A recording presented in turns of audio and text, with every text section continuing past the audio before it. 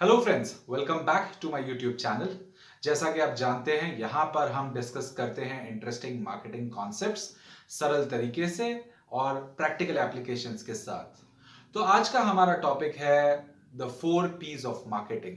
वैसे तो आजकल 7 P's ऑफ मार्केटिंग भी बोलने लगे हैं, डिजिटल की वजह से कुछ चीजें और जोड़ दी गई, बट ओरिजिनली अगर आप देखेंगे I think it is sufficient. जब 4 P's ऑफ मार्केटिंग की हम बात करते हैं तो हर एक पी उनमें से एक ऐसा है जिस पे एक पूरी किताब लिखी जा सकती है।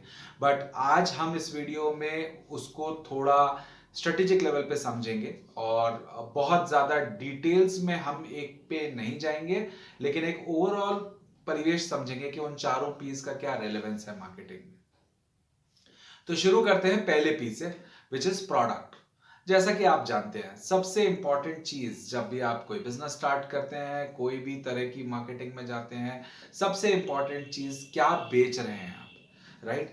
Don't get confuse. हम जब प्रोडक्ट बोलते हैं, प्रोडक्ट वो चीज है जो आप बेच रहे हैं, विच मीन्स ये सर्विस भी हो सकता है, राइट? अगर आपने एक ऐसी सर्विस स्टार्ट करी है जहां किसी इंसान को घर पे ग्रोसरीज, डेयरी प्रोडक्ट्स अवेलेबल कराएंगे आप उस सर्विस से, तो वो भी प्रोडक्ट ही कहलाएगा।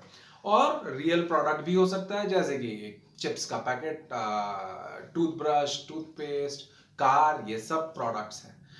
जब हम प्रोडक्ट की बात करते हैं तो सबसे इंपॉर्टेंट चीज ये है कि आपने क्या नीड गैप आइडेंटिफाई किया है, राइट? आप प्रोडक्ट को मार्केट में ले जाने से पहले दो इंपॉर्टेंट चीजें होती है, राइट? एक, आपके पास क्या स्ट्रेंथ है, क्या आप प्रोवाइड कर सकते हैं। दूसरा, मार्केट का क्या रिक्वायरमेंट है, राइट? दोनों चीजों का फिटमेंट बहुत जरूरी है, क्योंकि मैंने एक ऐसी सर्विस बनाई जो मैं बहुत अच्छी दे सकता हूं, लेकिन रियल में उसको कोई मार्केट में किसी को उस सर्विस की जरूरत नहीं है, या ऐसा कोई प्रोडक्ट बनाया जिसकी रियल में मार्केट में कोई जरूरत नहीं है, तो it is a failure. And it might be a great product but it is still a failure. Products की बात पूरी करते हैं। बेसिकली आपको कंप्लीट क्लैरिटी होनी चाहिए कि आपका प्रोडक्ट किसके लिए है, कौन उसे खरीदेगा, क्यों उसे खरीदेगा। आपका पूरा एनालिसिस होना चाहिए कि उसके कंपटीशन में या उसके सब्स्टिट्यूशन में क्या प्रोडक्ट्स ऑलरेडी मार्केट में हैं, आपका प्रोडक्ट क्यों उससे बेहतर होने वाला है, या क्यों जो एंड कस्टमर है वो आपका प्रोडक्ट चुने। विद दैट हम जाते हैं प्रोडक्ट के बाद अगले पी पे। The second P is pricing. अब प्राइसिंग किसी भी प्रोडक्ट के लिए बहुत इंपॉर्टेंट है। आपने प्रोडक्ट चाहे कितना भी अच्छा बनाया हो, लेकिन अगर प्राइसिंग में चूक हो गई तो आपका प्रोडक्ट अच्छा होते हुए भी नहीं बिक पाएगा। और जब हम चूक की बात करते हैं, कई लोग सोचते हैं प्राइसिंग मतलब कम से कम, जरूरी नहीं है। ये टोटली डिपेंड करता है कि आपका प्रोडक्ट किस कैटेगरी में है, किस ऑडियंस के लिए है, और उसका जो वो सेगमेंट है उसमें प्राइसिंग क्या एक्सपेक्टेशन है प्रोडक्ट से फॉर एग्जांपल, अगर हम लग्जरी ब्रांड्स की बात करें तो वहां प्राइसिंग कम होना is not a unique thing. वहां पे प्राइस कम होने पर जरूरी नहीं है कि लोग आपका प्रोडक्ट खरीदें, बल्कि उल्टा हो सकता है कि अगर लग्जरी ब्रांड में आप चाहे बहुत जेन्युइन तरीके से बहुत रीजनेबल प्राइस दे रहे हैं, पर वो सोचेंगे कि अगर लग्जरी में इतना कम प्राइस में ये प्रोडक्ट आ रहा है तो इसकी क्वालिटी डेफिनेटली लो है।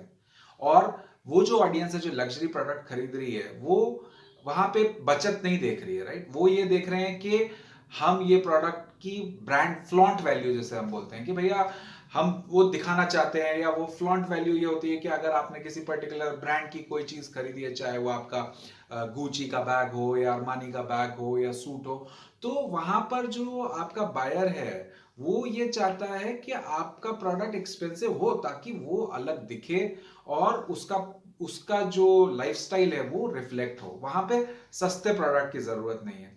लेकिन दूसरी कैटेगरीज में आपको हो सकता है कि आप लोअर मिडिल क्लास या मिडिल क्लास को टारगेट करते हुए कुछ प्रोडक्ट्स बना रहे हो, कुछ एफएमसीजी के बेसिक प्रोडक्ट्स हो सकते हैं, चाहे वो सोप हो या ऑयल हो, जहां पे प्राइसिंग एक बहुत इंपॉर्टेंट फैक्टर प्ले कर सकता है।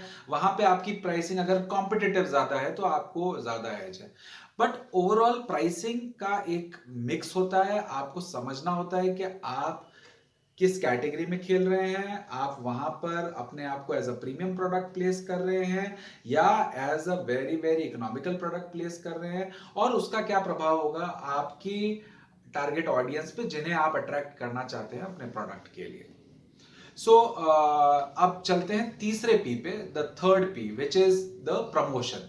प्रमोशन वो चीज है, वो हर चीज जो आप अपने प्रोडक्ट के इर्द गिर्द करते हैं ताकि एंड कंज्यूमर आपको जाने और पहचाने, वो सब प्रमोशन है। अगेन कुछ लोग सोचते हैं प्रमोशन सिर्फ एक एड है, चाहे रेडियो एड है या न्यूज़पेपर एड है। ऐसा नहीं है। प्रमोशन आपका लोगो, आपका आपका पैकेजिंग, आप जो भी अपने प्रोडक्ट के बारे में बोल रहे हैं, अगर कोई पर्टिकुलर सेल्स पर्सन आपका प्रोडक्ट बेच रहा है, ये सब प्रमोशन का हिस्सा है। तो प्रमोशन में हमें बहुत ध्यान रखना होता है कि are we coming across in a way जिस तरह से हम चाहते हैं कि एंड कंज्यूमर हमें परसीव करे, राइट।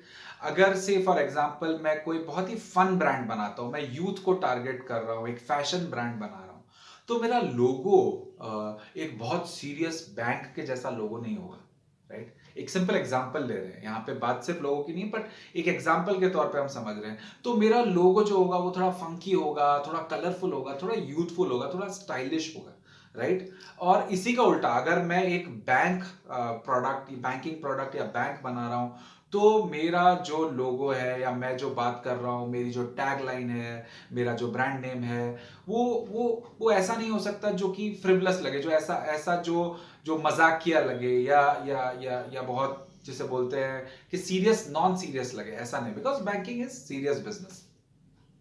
सो ये हो गया हमारा प्रमोशन। अब हम चलते हैं चौथे पी की तरफ। चौथा पी है आपका प्लेस।